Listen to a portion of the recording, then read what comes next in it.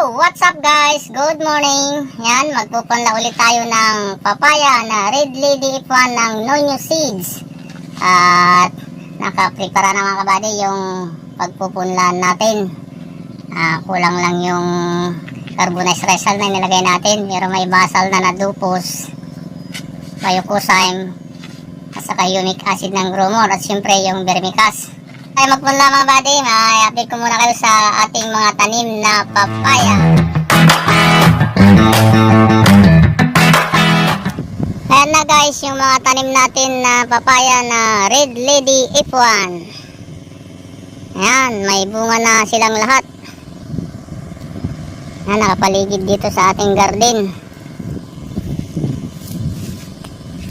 Ayan, at malapit na tayong mag-harvest ng hinog by me or June. May hinog na dyan. 6 to 7 months kasi mga kabady ang papaya bago tayo makapag-harvest ng hinog. Pero pag panggulay 3 to 4 months meron na tayong ma-harvest na panggulay, pang pickles. Yan.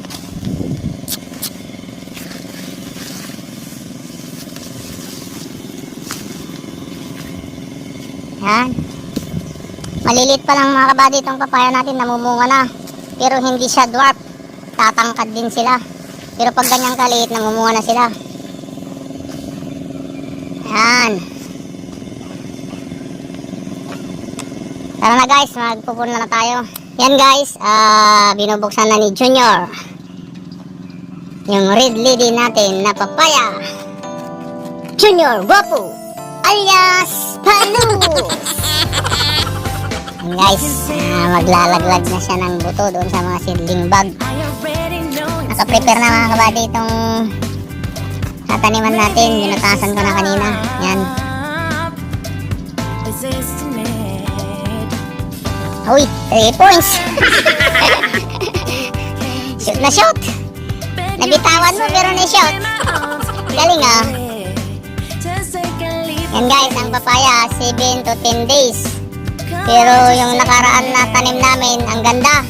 Pero nadili siya sa pagtubo at 10 to 12 days. Ganyan din yung kulay niya noon. 12 to 10 days. Yung kulay brown noon, 7 to 10 days.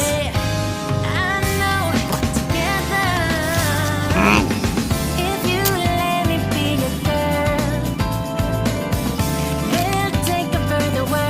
Didilig si Junior, next ko muna. Ito na lang magtatabon dyan.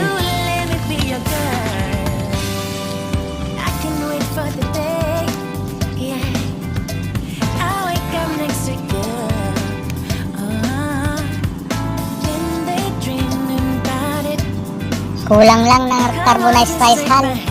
Itong land prep namin, naubusan kasi. Pero kompleto naman sa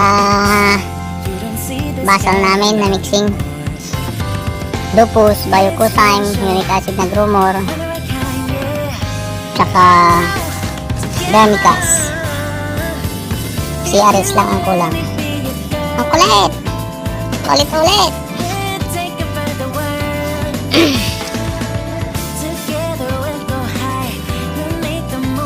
Ubus agad yung nakaraan na punla namin. Ngayon magpupunla kami ulit. Tatanim sa Mayo.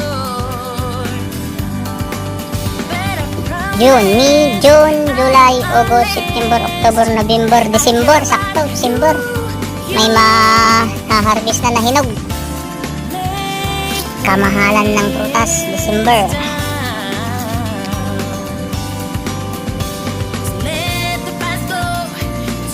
Shoot na shoot.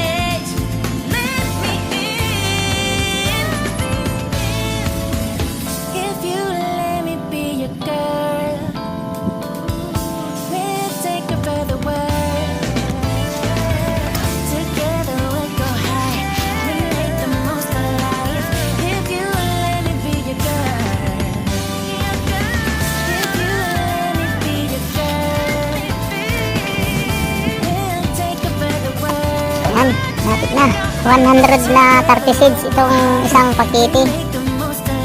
130 seeds. Hulog sa loob. Ganda rito.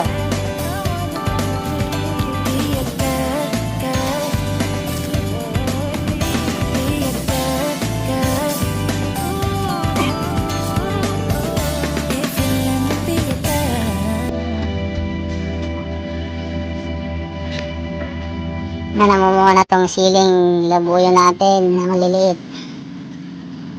Ang ganda tong talong namin. Tayong bunga.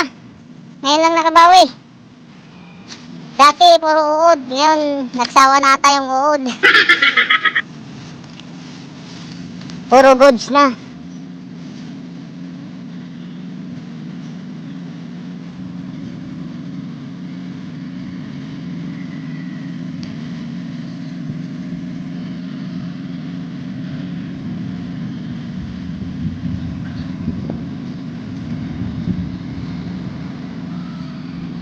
Kulang naman ata, Jack. Meron pa dag. Kulang pa ito dito. May prepare.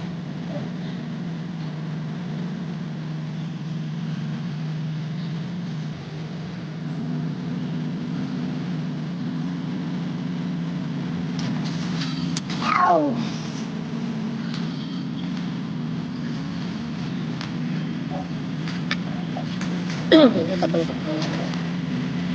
Wow, 136 mo nakakapilita pag itinang.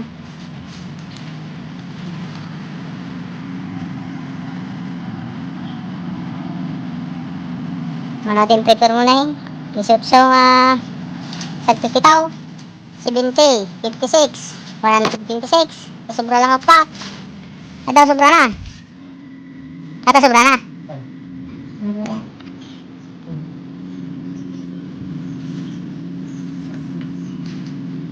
Ayan guys, lalagyan na ng buto. Tatakpan ko na lang ng lupa. Babalik na ni si Junior sa pagdidilig. Kasi linggo bukas, kailangan madiligan yung mga gulay natin. Hindi siya papasok.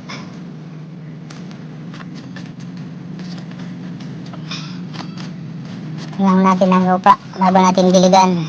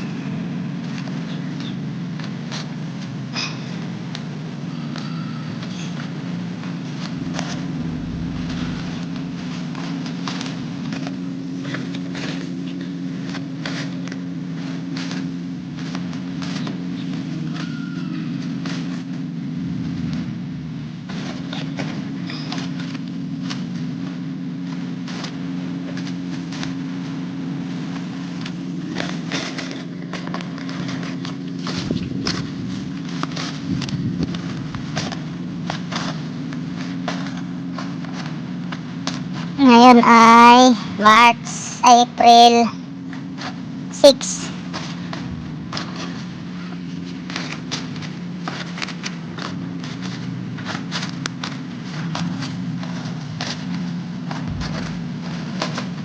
Maganda ang tubo. 40 days, pwede ng transplant. Pero pag na-delay, 45 days.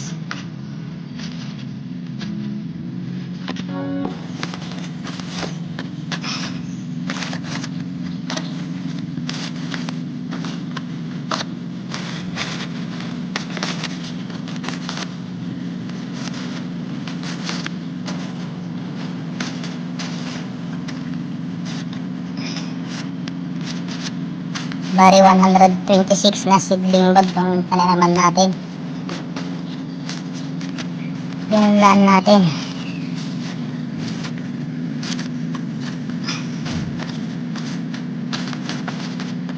Yan guys, natabunan ko na ng lupa. Didiligan ko na.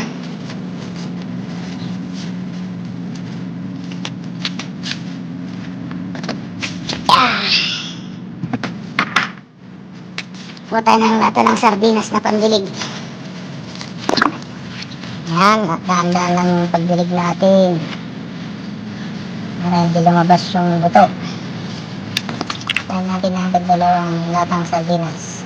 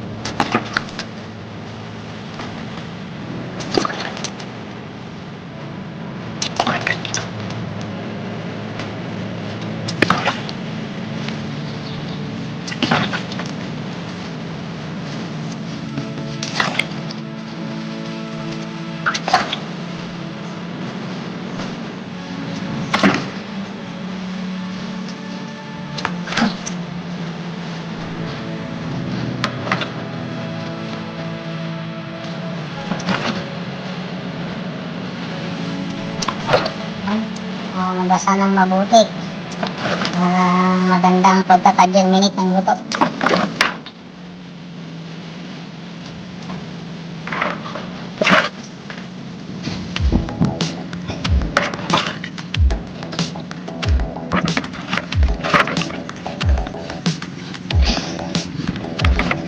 Kukupits pa pala yung ginagdag natin na mixing natin para may magka-absorb ng tubig.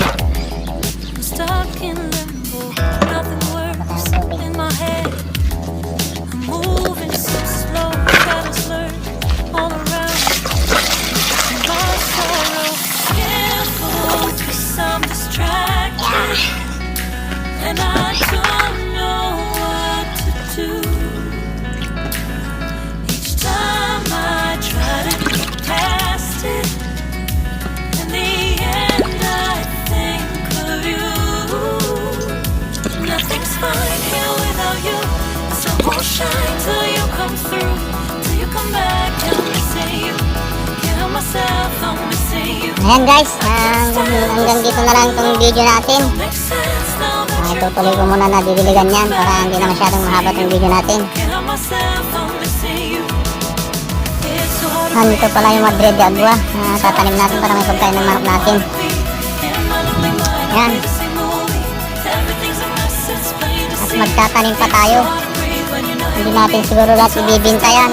Magtatanim tayo para may aanihin tayo sa December. Yan guys, hanggang dito na lang. Maraming salamat sa inyong suporta. Bye bye! Love you all!